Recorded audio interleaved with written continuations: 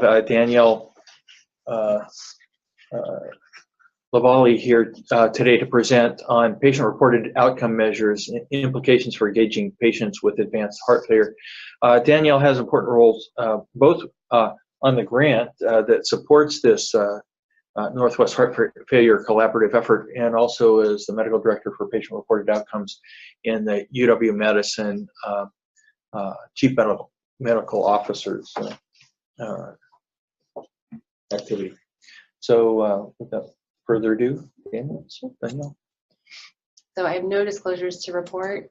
Or to define patient-reported outcomes, to discuss efforts promoting the implementation of patient-reported outcomes in healthcare, to describe how patient-reported outcome data supports patient engagement, and to identify challenges and future opportunities for patient-reported outcome implementation in clinical settings. So it's a broad overview of this topic that I think will be very helpful to start thinking about how we might be able to implement these concepts in practice.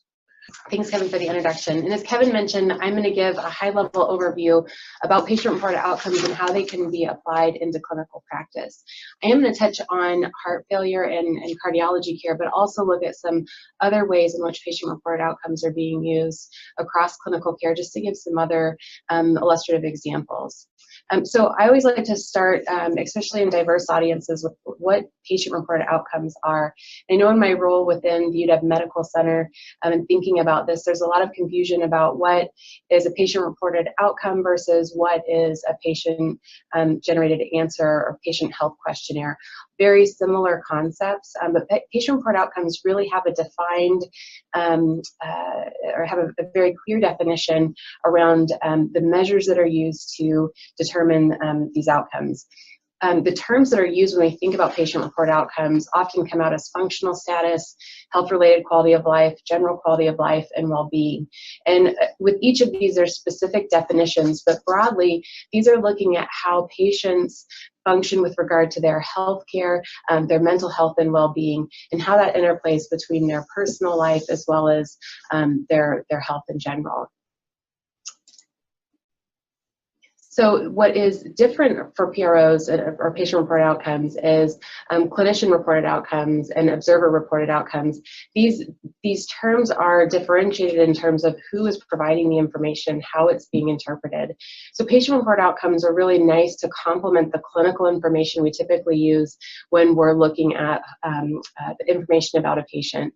For clinician-reported outcomes, we often think about the physician's observation of the patient or their interpretation of clinical information such as lab results or radiologic reports.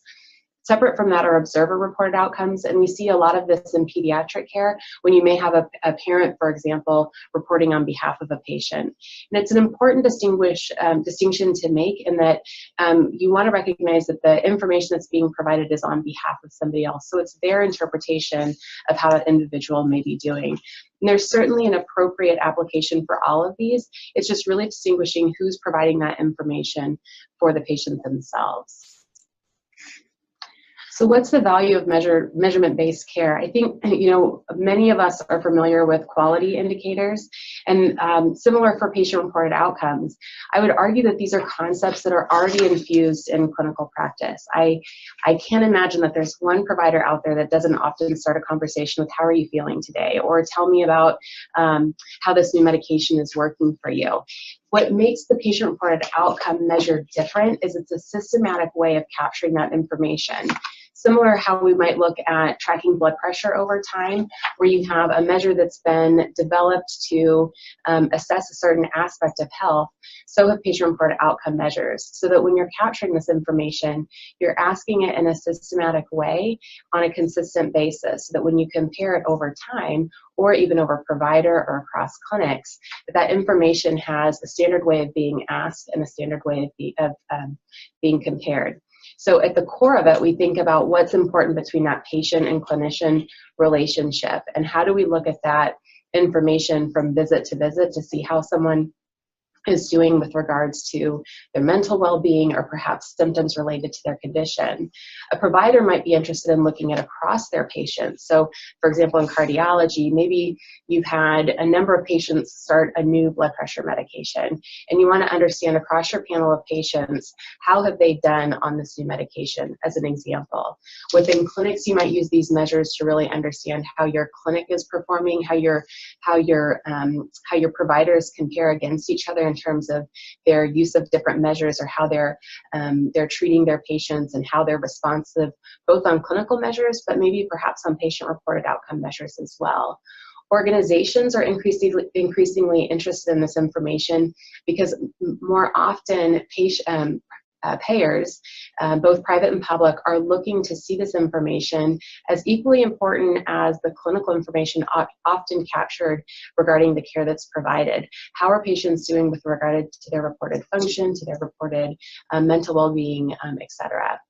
And then at the health system level, or population health, as we look at accountable care networks, where we're looking across our patient population, patient-reported outcome measures are starting to take a bigger role than they have before. So you're really seeing this value for measurement-based care in areas where we're used to it. Clinical measures that have traditionally been captured, patient-reported outcomes are becoming increasingly part of that area of care as well. So why the focus? And I've alluded to this. The National Quality Forum is an organization nationally that helps support measures that are often picked up by public and private payers. About 5 years ago, they started an initiative around patient and family-centered care. And a number of the measures were looking at the patient's experience of care. But over the past 5 years, there's really been a big push to also look at patient-reported outcomes. And I actually pulled this snapshot from their website, where they're working directly to crowdsource with patients the outcomes, the patient-reported outcomes that they think are important to care. What are the domains of care that need to be captured as part of healthcare delivery? We also see in the realm of consumer world, there are platforms online that patients can subscribe to. This image is from Patients Like Me, which is an online platform that allows people to track across their conditions information about the medications they're using, as well as their reported symptoms and function, to share with other patients like them, to understand how they compare to other patients, and also to create this community about how people are sharing information about what's working with them. So it's really kind of a disruption, if you will, to healthcare as we think about it. But it's also demonstrating patients' and consumers' interests in tracking their information to better manage and engage in their care.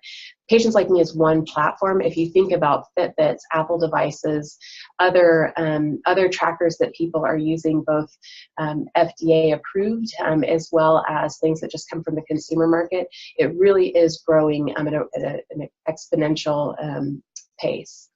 And then we have different collaboratives. The Dr. Robert Bree Collaborative is something that's unique to Washington State.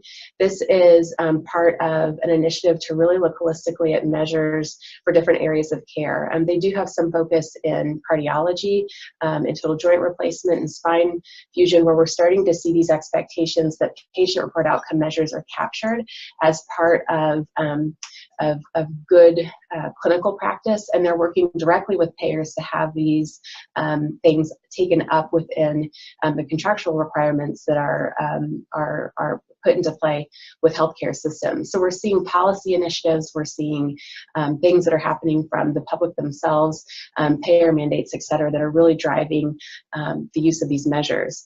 And it's not, the intent is it's well intended, if you will, that there's this recognition that when people seek care, it's about improving the quality of their life, their function, et cetera. And those measures traditionally haven't been captured as part of how we look at the outcomes that we normally associate with healthcare. So when we think about patient-reported outcome measures, there's usually two areas that are considered. One are general measures. So I mentioned before, quality of life is the general view of how someone would rate their quality of life. Pain assessment is often considered a general measure, something that transcends, it's not specific to a clinical condition. And then we have other measures that have really been developed with a particular disease or condition or patient population in mind. So for example, the patient health questionnaire at a PHQ 2, 4, 8, or 9, and it's basically the number of questions that are asked as part of that questionnaire, is one that's often used in depression. This is, of all PRO measures, I would say this is the most widely used PRO measures that people are most comfortable with clinically in practice in terms of understanding how people are doing with regards to their depression management. And then specific to cardiology, an example is the Kansas City Cardiomyopathy Questionnaire, which is a measure that's been developed specific to the cardiology patient population. So the measures, I think it's a 23-item questionnaire that when completed produces a score on a scale of 0 to 100 that a clinician can look at in aggregate, but then within that there are different domains. So looking at quality of life, at a person's symptoms, at a person's function, so you can look across these different scales and understand how a patient is doing over time. So those are two different areas or ways to think about patient-reported outcome measures. This is the example of the Kansas City Cardiomyopathy Questionnaire. So again, when you look at these measures, it's not simply asking someone, how are you feeling, or how far can you walk? It really is asking very defined aspects of someone's activities of daily living and getting a response to that to help you understand how are they doing both at the item level, but then again, it creates an aggregate score to understand how someone is doing on an aspect of their care. So in this case, you could be looking at their function. So patient-reported outcomes hopefully facilitate engagement. We're seeing a lot of increasing areas where this is being demonstrated in different clinical areas. So one is assess the severity of symptoms. They think this, certainly in the opportunities I've had in working with the folks around this table, is really understanding the impact of symptoms for advanced heart failure, for example. So understanding how those change over time or improve with a new treatment that may have been started. So the ability to track the impact of treatments. There's some really great examples in the pediatric literature where as part of Crohn's disease, kids are working directly with their providers to set areas where they want to see improvement on their care. And as new treatments are started, they use the measures that have been selected between the provider and that child to say, is this working, or do we need to tailor something about the treatment regimen that you've been provided? And so that engagement happens by understanding what's important to you and how are the treatments that we're then providing you working or not working, so that we can best individualize and tailor care. Helping patients and providers set priorities for office visits.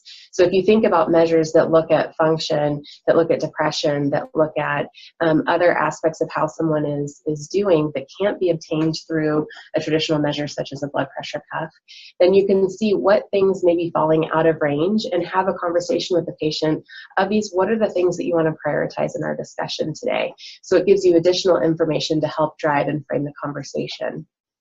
Can help inform treatment decisions. So as you see areas of symptoms, for example, that seem to be increasingly growing in severity, it may inform you to change a dose of the medication or to add a new medication. The PHQ-9 was brought up before for depression.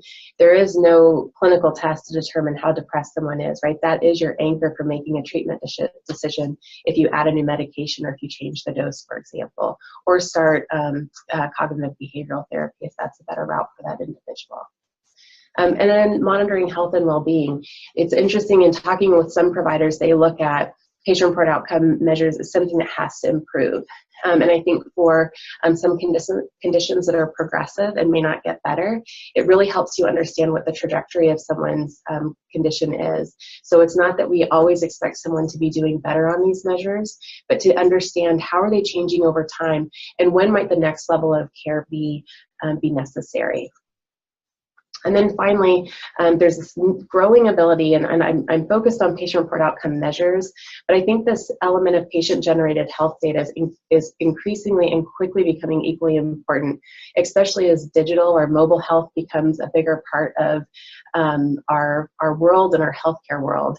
In particular, there's a number of devices that patients can track. They can track their weight, they can track their number of steps, they can also track their symptoms and how they feel with regard regards to that data. And so it gives a bigger picture in between visits about how an individual is doing and tracking on measures that are important to them. So a lot of different ways in which these types of measures can facilitate shared decision-making and engagement. This is one example. A colleague of mine who's in Brigham Women's shared this with me. This is an older dashboard that they had, but they started to develop these as part of cardiac surgery so that they could track this information both before and after interventions were received, so that this was information not just available to the clinician, but these dashboards were developed to share back with the patient so they could see both pre and post how a person was doing. And there's different ways in which to look at the information so that it can be interpreted. So the gray box shows where most people fall. There's different displays graphically to help a person understand, are they better, where do they fit in regards to the population. So there's a lot of work going on, not only to capture this information, but to make it actionable, both for patients and for providers, so that they can understand how this fits into a person's care over time. So even though there's a lot of promise for patient-reported outcomes, there's certainly a lot of challenges to their spread and scalability. A large world of patient-reported outcome measures has sat in research for a number of reasons. If you imagine, and I know a number of you have probably had involvement with the patient questionnaires or the paper questionnaires that can come by the dozens of pages, taking that information and distilling a score quickly in practice amongst all the other things that you're challenged to do can be quite difficult. So for a long time, they've lived in the research world. So now as we're thinking about moving these into practice, making sure that we're selecting the right measures for our patients is something that is actively under consideration. And then also educating both patients and providers about how we use this information to drive patient care is something that has to take place. And there's this is increasing, especially in the work we're doing here at UW Medicine, but it's something that is a barrier to the scale and spread. Technology has facilitated the growth of use for patient-reported outcome measures. So as we see kiosks pop up in practices, people are using iPads to collect information. We have patient portals to our medical records where those questionnaires can be administered. That's great because it takes the workflow away from staff. It also automates the ability to score and make that data available real time. But technology in healthcare is, I've yet to go into one place where it is a perfectly streamlined bit and it works amazingly every time. So there's a lot of barriers. And so it has great promise, but we still have some work to do. Workflow for staff, I am very cognizant of the fact that our staff work hard on any given day, and oftentimes the addition of one more question or one more thing can be pretty overwhelming. So as these changes are put into practice, understanding how to best fit that into workflow where it is seamless and it is not adding to an already heavy workflow for staff is important. And then finally, the patient-centered design. You know, I've heard some really great experiences. I sit on our Patient and Family Advisory Council Steering Committee here. We've had some really great conversations about the experience of walking into a practice, completing a survey, and not knowing which black hole it goes into, because that information isn't readily available back. So patients are interested to understand, how does this information inform the care that I'm receiving? So the image that I showed you before that shows that dashboard is one way to think about it. How do we not only ask this information of patients, but share it back with them so they can understand how it's informing the care that they receive? And from that too is also the clinician-centered aspect. How do we create this information in a manner that supports clinical decision-making and care that's provided? So a number of challenges that have a lot of active work going on around them. So I think they're all certainly things that can be addressed. Of course, there requires a lot of work with our clinical teams to make it successful.